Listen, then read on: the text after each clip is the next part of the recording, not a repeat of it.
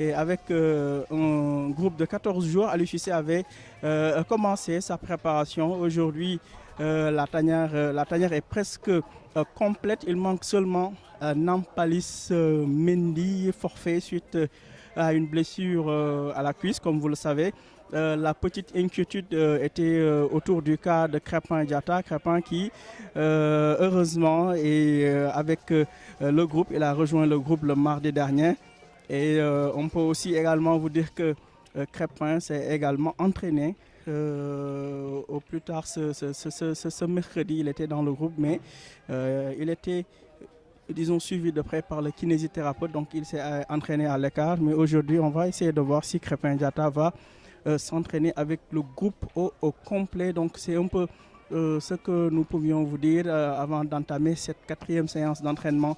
Nous sommes à Diamniadio, à Dakar. Le Sénégal s'apprête à jouer dans 48 heures pratiquement contre le Sud pour la première journée 9 heures dans un stade à 8 clos.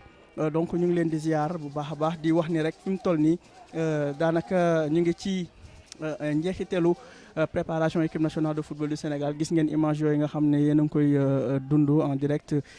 J'aperçois un peu les joueurs qui commencent à prendre place ci terrain d'entraînement bi. Comme je vous l'avais dit, fi mu toll nii ñëpp daanaka ñu ngi fii. Il manque juste Nampalis Mendy nga xam ne ñëpp xam nañ ne dafa forfait. Nampalis dong moo teewul ci entraînement bi, sinon Crépin Diatta mu ngi fii. Moom mardi bi la rejoindre finalement groupe bi. Donc ñu ngi doon xaw a am tuuti njàkkaare sax ci cas wu Crépin Diatta, mais il est là, il a fait le déplacement. Mercredi bi ci muy démb entraîné wu na daanaka à l'écart du groupe, presque un peu à côté. Kiné yi xaw ko suivre, xool un peu comment il se comportait. Gis ngeen Sadio Mané ngi noonu di nuyoonteeg public bi, le public également qui a fait le déplacement, les supporters qui sont là. Sadio ngi noonu di waxtaan ak ñoom. Donc je le disais, ñëpp a ngi fi. Ki ñu doon xaar ne peut-être mun naa bañ a ñëw Crépin la te mujjee na ñëw, le mardi la ñëw. Entraîné wu na ak le kinésithérapeute. Donc tey dañuy xool ndax Crépin dina bokk ci séance collective bi. Loolu bu weesoo également xam ngeen ne tey jii daanaka un peu partout ci terrain africain yi éliminatoire coupe du monde bi commencé na avec une petite surprise boo leen di xool sànq. Match bi doxoon diggante Burundi ak Gambie dans le groupe F. Le Burundi a battu la Gambie 3-2. Donc pour wax leen rek peut-être éliminatoire yi narul yomb, ça sera pas du gâteau, du nekk loo xam ne da ngay ñëw rek jaar jàll. Donc les équipes sont averties. J'entends beaucoup de gens di laajte lan moo tax Sénégal di football contre le Soudan Sud. Donc c'est toujours bien de le préciser, de rappeler que ni du match amical, du match boo xam ne peut-être fédération bi moo ko jël pour match amical, mais dañoo defoon tirage au sort yàggul dara pour wan wala boog former groupe yi nga xam ne ñoo war a jongante pour qualifier coupe du monde bi ñu war a jouer en 2026. ba ñu defee tirage au sort boobu ba pare nag Sénégal ci la bokk ak poule. Équipe bu ci mel ni Mauritanie, équipe bu ci mel ni Soudan, équipe bu ci mel ni Soudan du Sud bi ñu war a subalal, équipe bu ci mel ni Togo. Équipe yooyu yëpp Sénégal dafa war a jouer ak ñoom. Donc moo tax tey jii dañuy jox cër équipe yëpp, muy Soudan Sud, muy Togo ba ci Mauritanie. C'est des équipes yoo xam ne mën nañ la indil ay difficultés. Donc il peut y avoir des surprises, parce qu'on rappelle que ni ki jël P ci poule B bi Sénégal bokk, wala bokk 9 poules yi nga xam ne moo am ci éliminatoire yi. Équipe yi jël P yëpp dañuy qualifier directement ci coupe du monde 2026 bi, muy 9 équipes yu war a qualifier directement, alors que les 4 meilleurs deuxièmes dañ leen di yóbbu ci benn barrage continental ñu war fa jongantewaat ak yeneen i équipes yu jóge ci yeneen i continents yi pour mën a am potentiellement benn 10e place. Donc jàpp leen ni tey mooy 4e séance d'entraînement bi. Aliou Cissé mu ngi noonu di waxtaan ak ñi nga xam ne mooy un membre du staff. Les joueurs sont présentement en train de se préparer, di takk godaas yeeg yooyu, Donc c'est un plaisir de vous retrouver. Depuis lundi, pratiquement on n'a pas retransmis. C'est tout simplement parce que programme il y avait au moins 2 séances à huis clos avec la séance du mardi et celle du mercredi. Qui était exclusivement réservé au staff et on va dire aux fédéraux, en tout cas tous qui sont directement liés à la fédération, le public et la presse n'y étaient pas conviés. Donc c'était un peu difficile d'avoir des infos de la tanière. On a juste pu se rendre compte que Crépin avait rejoint la tanière et qu'il s'était entraîné. Et mis à part cela, on nous a également signalé que l'infirmerie était vide, c'est-à-dire qu'il n'y a pas de cas de blessure ou des joueurs qui pourraient être forfaits, à part Nampalis, je le rappelle, qui n'est pas du regroupement. Sinon, tout se passe bien. La préparation se passe dans de très bonnes conditions.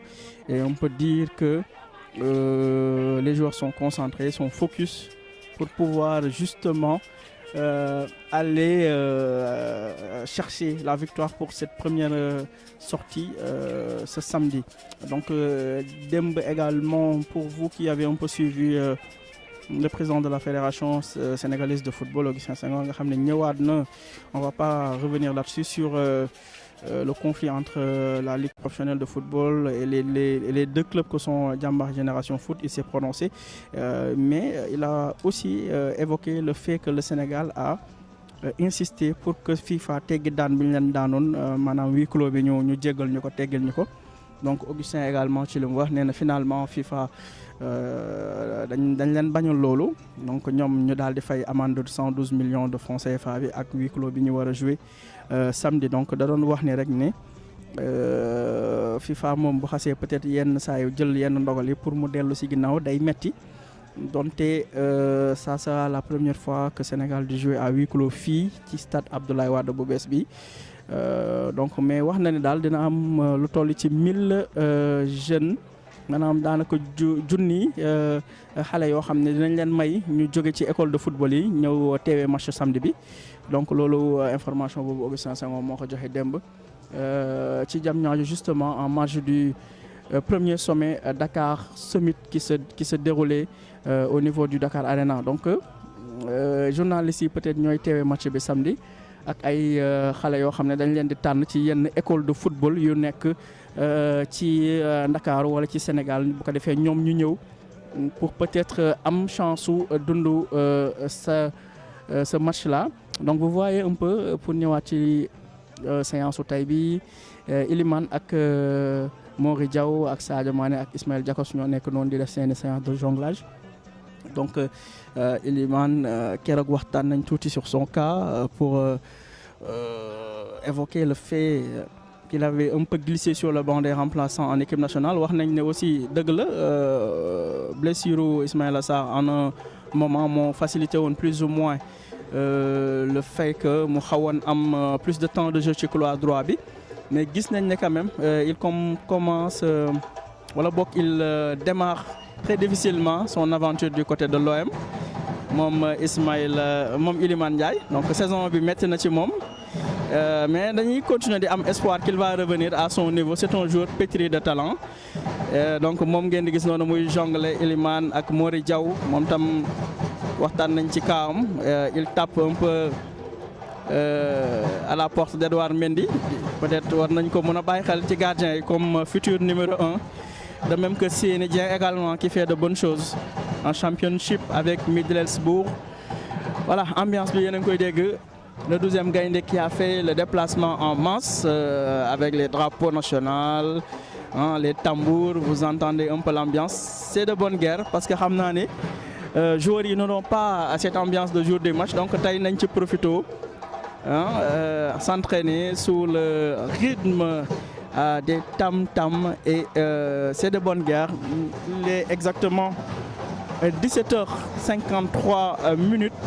Je rappelle que vous nous suivez en direct de Diamniadio, précisément au niveau du terrain d'entraînement annexe où le Sénégal maintenant a ses habitudes depuis quelques mois, depuis mars 2022, après l'inauguration de ce bijou de même que le stade Abdoulaye Wade. Les Lions maintenant sont vraiment dans un espace qui fait rêver plus d'un. Donc toujours un plaisir d'être parmi vous. Aujourd'hui on aura une séance complète. On pourra comme d'habitude guetter la préparation des Lions, essayer de voir un peu ce que Aliou Cissé et ses adjoints préparent pour le Soudan du Sud, mais voir s'il y a des groupes qui se dégagent par rapport aux 25 joueurs qui sont présents, pour voir s'il y a peut-être des groupes qui se dégagent. On sait de toute façon que, à part le poste de latéral droit, où Crépin est encore incertain, peut-être qu'il y aura un ballottage avec Crépin, Diatta et Formose Mendy, on ne sait pas. Noah Fadiga qui attend également sa première sélection, on va dire, parce qu'officiellement il est appelé mais il n'a pas encore joué. Donc Noah qui attend patiemment sa première sélection avec l'équipe nationale, parce que techniquement tant qu'il n'a pas joué, on ne peut pas comptabiliser sa sélection. Donc il a des convocations, il est là, il tente de disputer ses premières minutes avec l'équipe nationale du Sénégal. Le fils de Khalilou Fadiga, je parle bien entendu de Noah. Donc, mis à part le côté droit, je pense qu'il n'y aura pas beaucoup de surprises dans le 11 qu'Aliou Cissé va proposer samedi.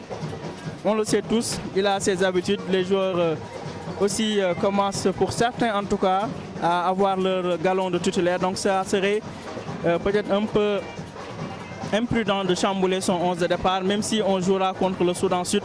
Je suis sûr que Aliou Cissé équipe bu dëgër bu jaar yoon la nar a teg.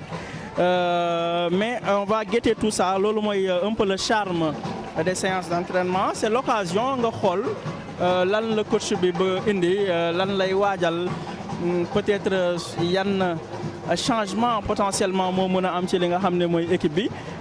Loolu yëpp ce sont des choses sur lesquelles on va insister. Voilà, joueurs yaa ngi noonu di génn. Vous voyez un peu tax nañ daal yi ba pare, ils sont en train de rejoindre le terrain d'entraînement. Voilà, Lamine Camara qui jongle avec le ballon non ca wet ga.